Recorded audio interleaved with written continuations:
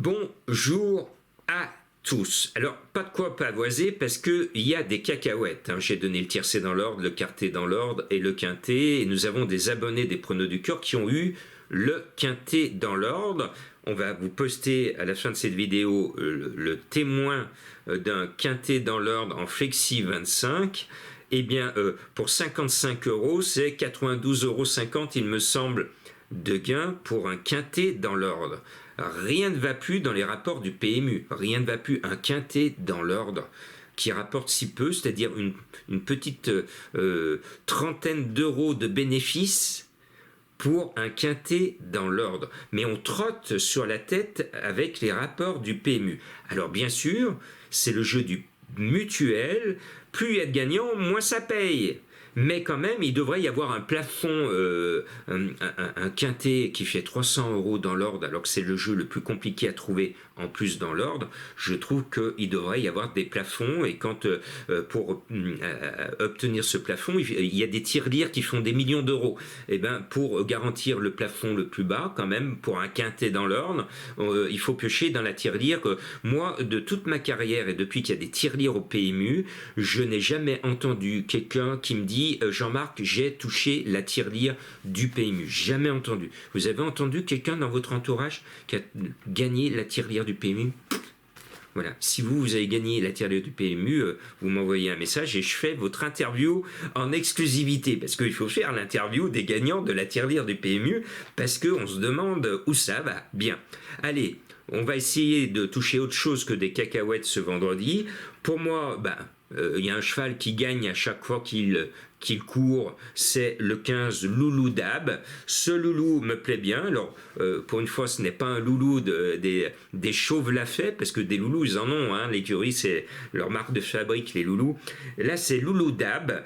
Eh bien, on va aller au distributeur automatique de billets pour le jouer. Mais là, si on le joue et qu'il gagne, eh bien, le PMU va vous redistribuer encore des cacahuètes. Alors, c'est bien à l'heure de l'apéro, mais je sais que vous préférez le caviar. Bien. Donc, en deuxième, je mets un cheval que j'aime bien, c'est le 13 Lahir de Naples. J'adore, je suis un fan de Pierre-Yves Verva. Le cheval est bon, je l'estime, il est bien engagé, a une cote assez sympathique. Ce 13 est en deuxième dans ma sélection.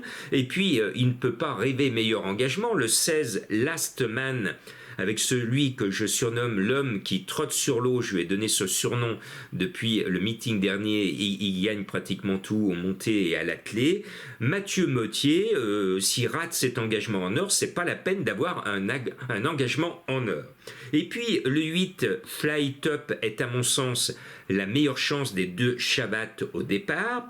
Et puis j'aime bien le 10, Leader d'MT, avec l'état de grâce de Franck Nivard, le driver américain, le héros d'Hokkaido Giel du prix d'Amérique, annoncé par mes confrères à 25 contre 1.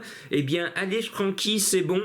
J'aime pas son autre surnom, la main froide, ça...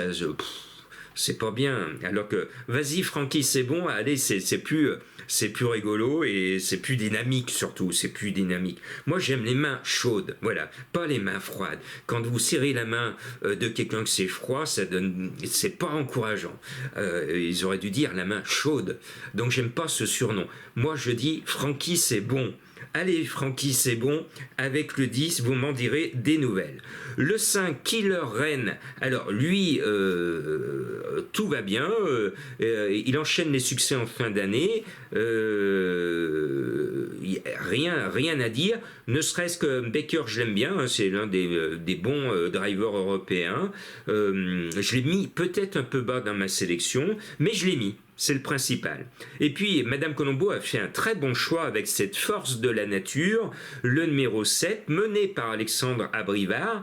Malheureux la dernière fois, il finit 4e, mais après enquête disqualifié.